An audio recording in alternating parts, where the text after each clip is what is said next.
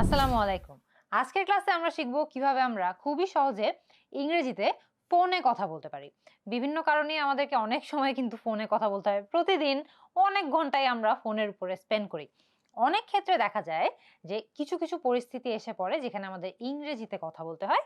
সেরকম কিছু পরিস্থিতিতেই কিভাবে আমরা সহজে ইংরেজিতে কথাবার্তা চালিয়ে যেতে পারবো ফোনে, সেটা নিয়েই আমরা আজকে আলোচনা করব। আপনি একটা ফোন কল করলেন, একদম প্রথমে আপনাকে আপনার নাম বলতে হবে না? Hello, this is dash. এই ড্যাশটাতে আপনার নাম বসিয়ে দিন। ধরেন আমি যদি একটা ফোন কল করি, আমি হয়তোবা বলবো hello, this is Munjerin. Hello, this is Munjerin. এরপরেই কিন্তু আমার বলতে হবে আমি কার সাথে কথা বলতে চাচ্ছি। I would like to speak to dash. এখানে আমি যার সাথে কথা বলতে চাচ্ছি তার নামটা আমাদেরকে বসিয়ে দিতে হবে। I would like to speak to Abrar. I would like to speak to Ramisa. So আমি যার সাথে কথা বলতে চাচ্ছি তার নামটা এখানে বসিয়ে দিলে কিন্তু হয়ে যাচ্ছে। ধরেন আপনি একটা ফর্মাল সিচুয়েশনে ফোন কলটি করেছেন, সেক্ষেত্রে আপনি কোন জায়গা থেকে কল করেছেন বা কোন কোম্পানির পক্ষ হয়ে কথা বলছেন, ফোন করেছেন, সেটা আপনাকে বলতে হবে। কিভাবে বলতে পারেন? I M calling from dash. I am calling from 10 minute school.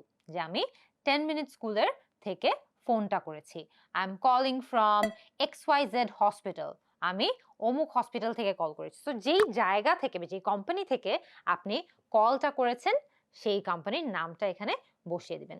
ঠিক এইভাবেই যখন আপনি একটা ফর্মাল ফোন কলে থাকেন, তখন কিন্তু I would like to speak to dash, আপনি যার সাথে কথা বলতে চাচ্ছেন তার কথা ঠিক এভাবে ডিরেক্টলি না বলে আরেকটু পোলাইটলি বলা সম্ভব। কিভাবে? May I speak to dash. May I speak to Sadman. May I speak to Sadia. So আমি কি তার সাথে কথা বলতে পারি নাকি? সো আমরা কিন্তু এখানে মে ব্যবহার করে খানিকটা একটু অনুমতিও চেয়ে নিচ্ছি, আবার অনেক পোলাইটও হচ্ছি। May I speak to dash. একটা ফর্মাল ফোন কল হয়ে থাকলে কার সাথে কথা বলতে চাচ্ছেন সেটা আপনি এই বাক্যটি ব্যবহার করে বলতে পারেন। ধরেন আপনি একটা ইনফর্মাল কলে আছেন, আপনি জিজ্ঞেস করতে চাচ্ছেন দিনকাল কেমন যাচ্ছে। যে ফোন ধরেছে তাকে জিজ্ঞেস করতে চাচ্ছেন how is it going. How is it going মানে দিনকাল কেমন যাচ্ছে বা সব ঠিকঠাক আছে নাকি। সো খুব সহজে একটা ইনফর্মাল ফোন কল হয়ে থাকলে আমরা কিন্তু এই সেন্টেন্সটা ইউজ করতে পারবো। এরপরে মনে করেন আপনি ফোন কলটা করেছেন, কিন্তু আপনি কারো হয়ে ফোন কলটা করেছেন বা কারো পক্ষ হয়ে ফোন কলটি করেছেন। I M calling on behalf of dash. I am calling on behalf of Maliha মানে আমি মালিহার হয়ে কলটি করেছি। I am calling on behalf of mister Rahman, যে আমি মিস্টার রহমানের পক্ষ হয়ে কলটি করেছি। তো যখন আপনি কারো পক্ষ হয়ে কারো হয়ে কল করে থাকেন, I am calling on behalf of dash, এই স্ট্রাকচারটা ব্যবহার করতে পারেন। ধরেন আপনি একটা ফোন কলে আছেন, কিন্তু আপনি চিনতে পারছেন না আপনি কার সাথে কথা বলছেন। Who is this? এটা কে? Who am I speaking to? আমি কার সঙ্গে কথা বলছি। হু ইজ দিস অথবা who am I speaking to, এই দুটো প্রশ্ন করে কিন্তু আপনি কার সাথে কথা বলছেন সেটা সম্পর্কে জানতে চাইতে পারেন। এরপরে মনে করেন আপনি একটা ফোন কলের মধ্যে আছেন, আপনি খানিকটা সময় চেয়ে নিচ্ছেন একটু অপেক্ষা করার জন্য, হয়তোবা সেই সময়ের মধ্যে আপনি কোনো একটা কিছু যাচাই করবেন বা কেউ একজন আছে নাকি সেটা দেখবেন। কিভাবে বলতে পারেন? Just a moment please. Just a moment please মানে অল্প কিছুক্ষণ সময় আমাকে একটু দিন, আমি এই সময়টার মধ্যে হয়তো বা কিছু একটা দেখবো, কেউ একজনকে যোগাযোগ করার ট্রাই করবো। একটু অপেক্ষা করার জন্য সময় চেয়ে নেওয়াটা আপনি ঠিক এভাবেই বলতে পারেন। কিভাবে? Just a moment please.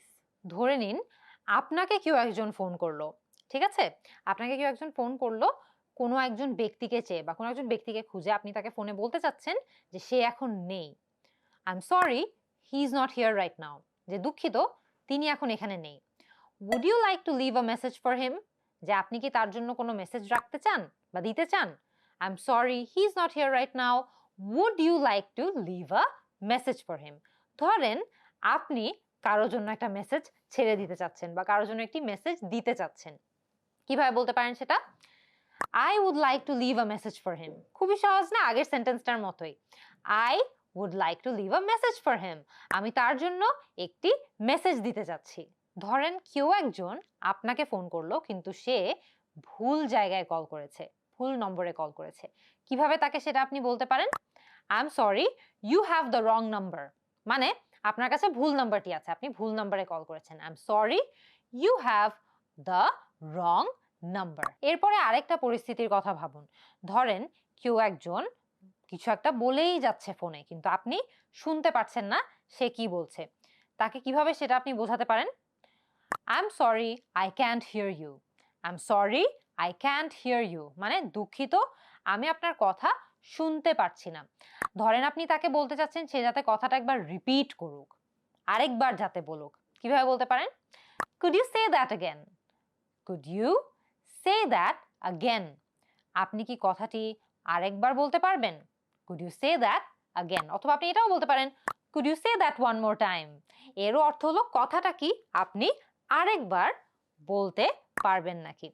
এরপরে মনে করেন আপনি ফোন কলের একদম শেষে চলে এসেছেন, আপনি তাকে বলতে চাচ্ছেন প্লিজ আমাকে পরে আরেকবার কল করবেন, বা প্লিজ পরে আরেকবার কল করবেন। Please call back later. Please call back later মানে প্লিজ পরে অন্য কোনো সময় আমাদেরকে কল ব্যাক করুন।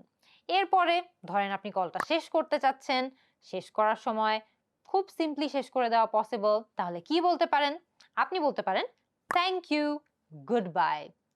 থ্যাংক ইউ, গুড বাই যে ধন্যবাদ, বিদায় নেবেন। Thank you, good bye. আপনি এটাও বলতে পারেন thank you, it was nice speaking with you. ধন্যবাদ, আপনার সাথে কথা বলে ভালো লাগলো। It was nice speaking with you. আশা করি আজকের ক্লাস থেকে আপনারা শিখতে পেরেছেন কিভাবে বিভিন্ন পরিস্থিতিতে খুবই সহজে ইংরেজিতে ফোনে কথা বলা যায়। আগামী ক্লাসে আবারও আপনাদের সাথে দেখা হবে।